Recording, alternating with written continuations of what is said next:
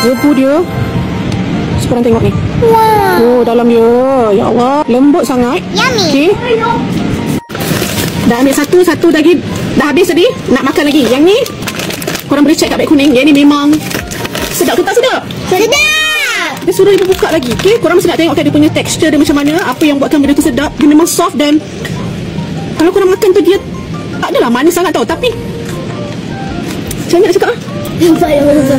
Sedap lah, sedap. Okey, so kita tengok. Korang tengok dia punya tekstur dia, dia punya moist dia, dia punya gebu-gebu dia tu. Terutama ni, dia suka sangat. Cepat-cepat kita buka. Okey, kita tengok.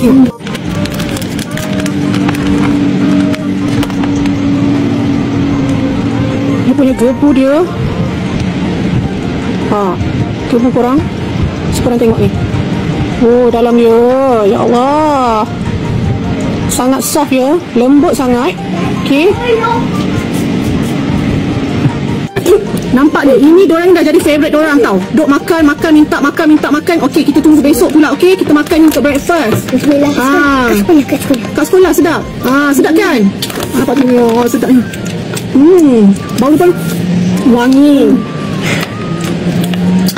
Sedap sangat. So dia kena keluarkan juga flavor baru ni. Sebab yang ni pun dah sedap. Keluarkan flavor, apa orang kata flavor baru. Ada coklat, kita coklat dia strawberry ke blueberry ke kan.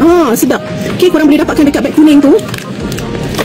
Item roti dia pun orang cakap slay lah, dia punya rasa tu memang. Dia keluarkan ni pula, Allah. Memang buatkan repeat lagi ni. Okey, korang dapatkan dekat beg kuning tu.